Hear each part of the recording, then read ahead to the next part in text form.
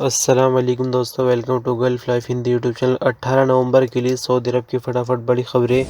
मदरसा खुलने के लिए आप में से बहुत सारे बंदे अभी भी परेशान हैं, लगातार कमेंट्स करते रहते, लेकिन बड़े दुख के साथ आपसे कहना पड़ रहा है कि गवर्नमेंट की तरफ से मदरसा खोलने के लिए किसी भी तरह का कोई गौर नहीं किया जा रहा है। इस खबर से आप अंदाजा लगा सकते हैं, यानी ऑनलाइन एजुकेशन को और बेहतर बनाने के लिए एक कमेटी बनाई जाए जिसमें इंटरनेशनल एक्सपर्ट भी होने चाहिए, ताकि जो ऑनलाइन एजुकेशन है उसको और बेहतर बनाया जा सके। इसकी मंजूरी जो एजुकेशन मिनिस्टर है डॉक्टर हमद बिन आली शेख ने दे दी है।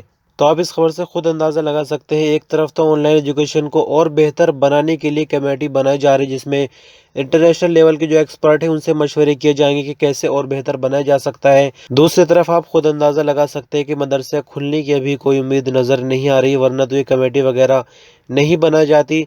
पहले खबर इस तरह की थी कि जो पहला सेमेस्टर है ऑनलाइन पूरा होगा, उसके बाद ऑफलाइन जो है पढ़ाई शुरू हो जाएगी। लेकिन इस खबर से आप अंदाज़ा लगा सकते हैं कमेटी बनाने का मतलब क्या है कि जो ऑनलाइन एजुकेशन का सिस्टम उसको और बेहतर किया जाए, जहां इसमें कहीं कुछ कमियां हैं उसको पूरा की जाए, यानी पढ़ाई और अच्छे से हो सके ऑनलाइन। तो इससे खुद अंदाज़ा लगा सकते हैं कि अभी कोई उम्मीद नहीं दिख रही मदरसा खुलने के लिए, ऑफलाइन पढ़ाई शुरू होने के लिए। क्या कफील या कंपनी छुट्टी पर गए हुए बंदे का हुरूब लगा सकते हैं? साथ ही दूसरी बात यह है कि जो बंदे छुट्टी पर गए हुए हैं क्या उनका खुरूज न्याय लग सकता है? और ये सवाल आपसे कहीं ना कहीं जुड़ा हुआ है। जो बंदे अभी भी इंडिया के अंदर फ्लाइट के चलते फंसे हुए हैं और उनकी कंपनी इकामा नहीं बनवा रहे, कई लोगों ने कमेंट करके ऐसी जानकारी दी है कि कंपनी में कफील से बात की लेकिन वो इकामा नहीं बढ़वा रहे, तो ऐसी सूरत में क्या कर सकते हैं? तो ये खबर आपसे कहीं ना कहीं ताल्लुक रखती है। तो देखिए, हुरूब का मतलब होता है एक जगह से दूसरी जगह भाग जाना, यानी एक जगह से दूसरी जगह जाकर काम कर लेना। पासपोर्ट पर जो वीजा आपकी लगी होती है उसके मुताबिक आप जिसके पास रहने चाहिए थे उसके पास अब नहीं हो, कहीं और जाकर काम करने लगे हो। उसके बाद वो कंपनियां कफील जवाजात को इन्फॉर्मेशन देते हैं कि ये बंदा मेरे पास नहीं, मैं इसका किसी भी तरह से कोई जिम्मेदार नहीं हूँ, इसको हरूब बोला जाता है।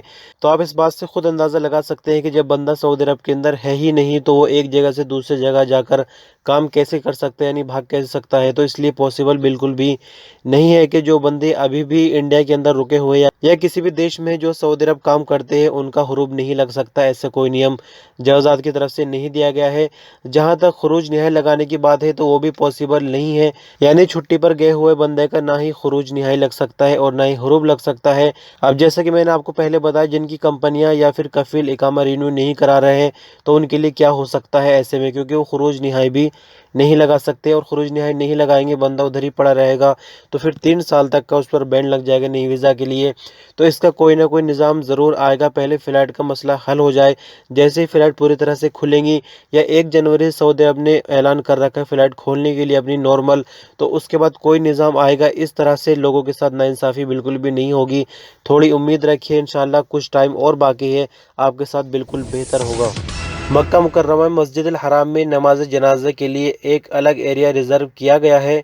एक तरह से हम इसको नमाज जनाजा के लिए छोटी मस्जिद कह सकते हैं। आपको बता दें कि यहाँ पर सैनिटाइजिंग के लिए ऑटोमेटिक सिस्टम है, मास्क और टिश्यू पेपर वगैरह यहाँ पर मौजूद है। हरम शरीफ मैनेजमेंट की पब्लिक रिलेशन के हेड जहाद अल तैयबी ने कहा कि मस्जिद हराम में एसओपीज के नियमों का पालन करते हुए अलग से जगह बनाई गई है नमाज जनाजा के लिए। इस जगह को ऑटोमेटिक सिस्टम से सैनिटाइज किया जाता है, साथ ही साफ सफाई का भी खास ख्याल यहाँ पर रखा जाता है। यहाँ पर नमाज पढ़ने वाले बिना मास्क के अंदर दाखिल नहीं हो सकते, लेकिन एहतियातन यहाँ पर मास्क और सैनिटाइजर अंदर भी रखे गए हैं। सऊदी अरब में बीते दिन अचानक कोरोना के केस काफ़ी ज़्यादा बढ़ गए हैं। परसों से अगर कंपेयर करें तो बीते दिन की रिपोर्ट के मुताबिक 362 नए केसों की पुष्टि हुई है, जिसके बाद अब तक सऊदी अरब में कोरोना के कुल मरीजों की संख्या बढ़कर 3,53,918 हो गई है। बीते दिन ही 436 नई रिकवरी, जिसके बाद अब तक की कुल रिकवरियों की संख्या 3,41,104 हो चुकी है। सऊदी अरब में इस वक्त एक्टिव केसेस की तादाद कम होकर 7,122 रह गई, जिसमें से 816 मरीजों की हालत नाजुक है जिनको आईसीयू में रखा गया है। बीते दिन ही 16 नए लोगों की मरने की खबर। इस तरह से अब तक सऊदी अरब में मरने वालों की कुल तादाद 5,692 हो चुकी है। सऊदी कस्टम विभाग में औरतों की भर्ती का सिलसिला जारी है। कस्टम विभाग में काम करने वाली औरतों की कुल तादाद 1100 से पार कर चुकी है। अल अरबिया टीवी की रिपोर्ट के मुताबिक कस्टम विभाग में मुसाफिरों के सामान की चेकिंग का काम भी औरतें करने लगी है। एक सऊदी लेडी वर्कर ने कहा कि एक मुसाफिर के सामान को क्लियर करने के लिए सिर्फ 20 सेकंड लगते हैं, अगर मुसाफिर के पास कोई ऐसा सामान न हो जो कि इलीगल कैटेगरी में आता है। कस्टम विभाग में औरतों की काम करने की परफॉर्मेंस काफी अच्छी रही, इसी के चलते यहाँ पर लगातार संख्या बढ़ाई जा रही है। यानी कस्टम विभाग को सऊदी औरतों पर काफी यकीन हुआ, जिसके बाद भर्तियों की कुल संख्या 1100 से पार हो चुकी है। बीते दिन यानी मंगलवार को सऊदी मजलिस शूरा में एक बहुत ही अच्छा फैसला लिया गया है। सऊदी मजलिस शूरा ने मिनिस्ट्री ऑफ जस्टिस से कहा कि निकाहनामा जब दूल्हा और दुल्हन को सौंपा जाए उसके साथ एक गाइड बुक दी जानी चाहिए, जिसमें दूल्हा और दुल्हन की क्या क्या जिम्मेदारियां लिखी होनी चाहिए। यानी दूल्हे के लिए दुल्हन की प्रति क्या हक है और दुल्हन के लिए दूल्हे की प्रति क्या हक है, वो सब उसके अंदर लिखा होना चाहिए। दोनों को एक एक कॉपी देनी है। साथ ही अगर रिलेशनशिप में तलाक तक नौबत जाती है तो उसके बाद क्या हो सकता है। यानी गाइड बुक का मतलब यह है कि पहले तौर तरीके समझाए जाए प्यार से जिंदगी बिताने के, लेकिन अगर किसी के बीच बिल्कुल बात नहीं बन पा रही, तलाक तक नौबत जाती है, तो उसके बारे में भी उसी गाइड बुक के अंदर लिखा गया है। हो सकता है उसको पढ़कर बात तलाक तक ना जाए और आपस में समझौता हो जाए। तो आपको क्या लगता है, क्या सऊदी मजलिस शूरा का फैसला ठीक है? क्या ये और जगह भी होना चाहिए? फिलहाल सऊदी अरब से इसकी शुरुआत हो रही है, लेकिन एक बहुत अच्छी बात है। लेकिन आप अपनी राय कमेंट में जरूर बताएं।